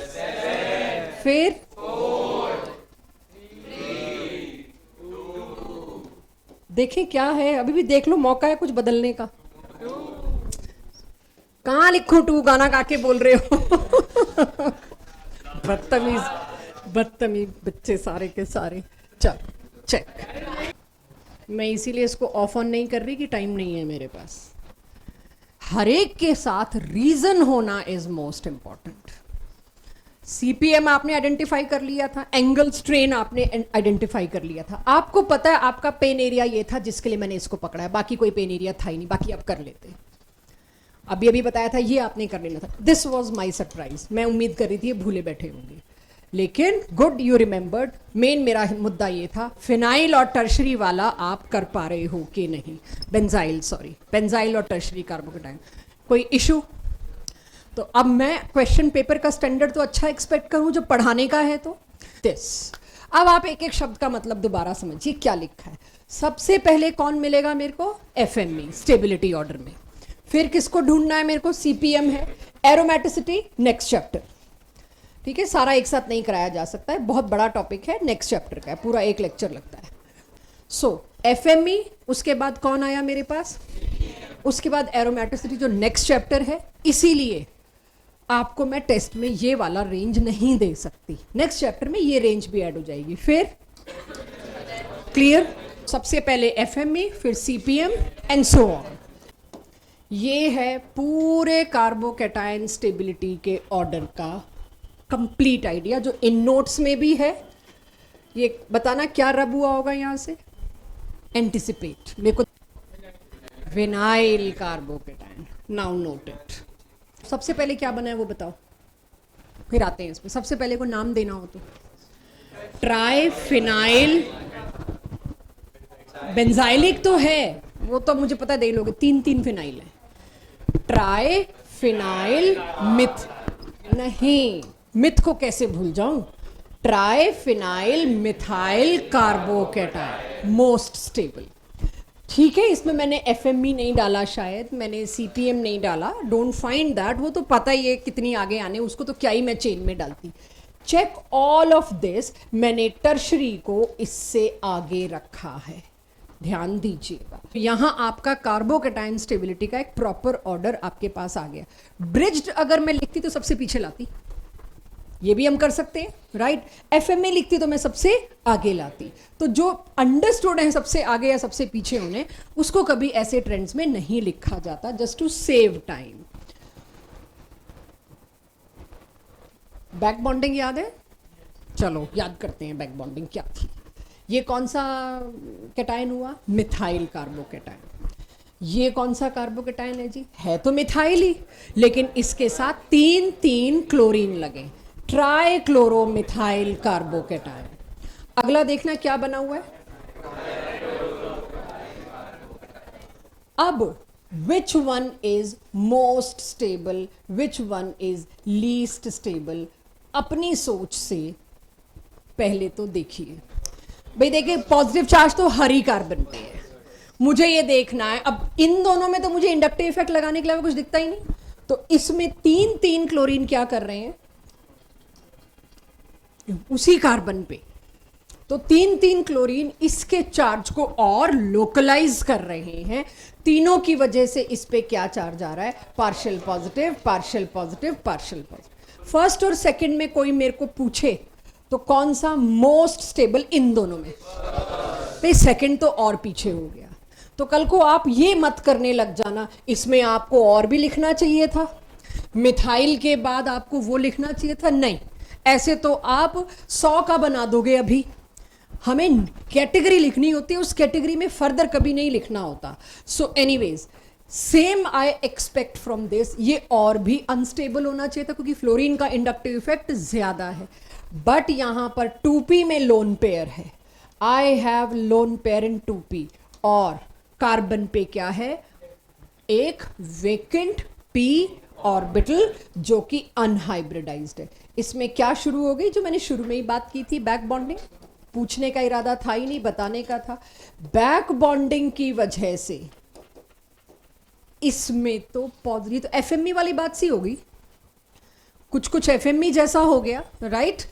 तो इसमें ये मुझे पता चलता है भाई यहां तो बैक बॉन्डिंग हो गई। Back bonding is something highly stable. तो उस वजह से जो ऑर्डर लगा मेरे पास कार्बोकैटायन स्टेबिलिटी का 3 फर्स्ट एंड 2, ऐसा नहीं है कि बैक बॉन्डिंग यहां नहीं होगी, बट हम पढ़ चुके हैं 3p से 2p में जाना और 2p से 2p में जाना, बैक बॉन्डिंग 2p वाली साइज कंपैटिबिलिटी की वजह से ज्यादा बेटर होगी, यही मैंने यहां लिखा है। वन क्वेश्चन, अगर बेंजीन रिंग के ऊपर ये लगा हुआ है CF3, इसके बाद मैं क्लास क्लोज कर रही हूं, ठीक है। इसको टॉल्यूइन कहते हैं बच्चों। ये रिंग पे प्लस आर की माइनस, प्लस हाइपर कॉन्जुगेशन की minus hyper conjugation, plus hyper conjugation. ये क्या करेगा?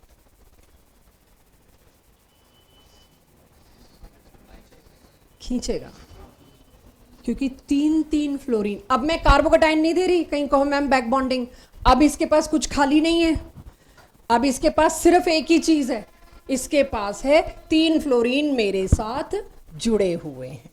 बस वो कार्बोकटाइन केस से कुछ याद आ गया क्वेश्चन जो आपको 12th में सामना करना पड़ेगा, रेदर डाउट सेशन में ही सामना करना पड़ेगा, डीपीपी में या क्लास टेस्ट या इस हैंड नोट्स में गया होगा।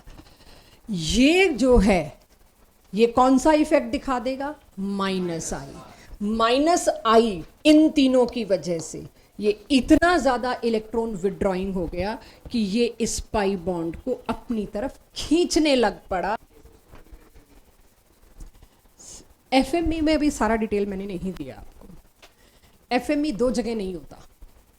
आप देखो कोई भी एफएमई का एग्जांपल मैं हेलोजन का लाई हूं, एक स्लाइड मैंने बीच में स्किप किया, आपने नोटिस किया है?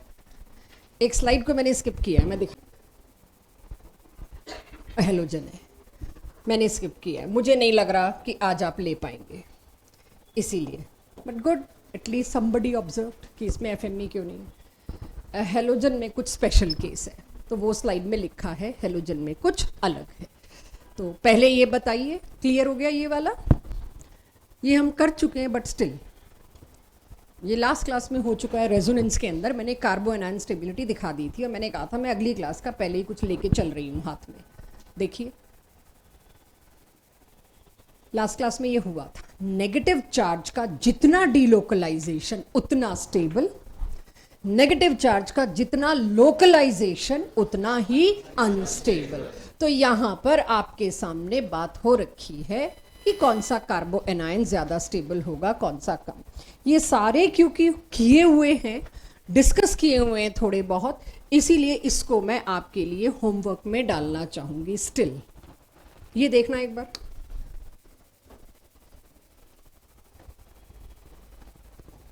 विनाइलिक कार्बो एनायन और एक एसिटाइलिन कहते हैं, CH ट्रिपल बॉन्ड CH को, बट चलिए और नामों में भी नहीं जाते। इन दोनों में मैंने इसको क्यों ज्यादा स्टेबल बताया है, लिखा है रीजन, उसको छोड़ो अपनी गट फीलिंग से। कार्बन पे नेगेटिव चार्ज, किसी भी एटम पे नेगेटिव चार्ज कब स्टेबल होता है? जब वो चीज खुद इलेक्ट्रोनेगेटिव हो, not exactly stable but at least happening. Yes, इसकी हाइब्रिडाइजेशन होगी sp2, इसकी हाइब्रिडाइजेशन होगी sp। More electronegative atom can accommodate negative charge for a while, whereas less electronegative cannot accommodate negative charge in comparison to that। तो दोनों कार्बो anions में से कौन सा कम स्टेबल, कौन सा ज्यादा स्टेबल आपके सामने है। बाकी ऐसा कुछ है नहीं जो हमने डिस्कस ना किया हो। तो that's all about today's class.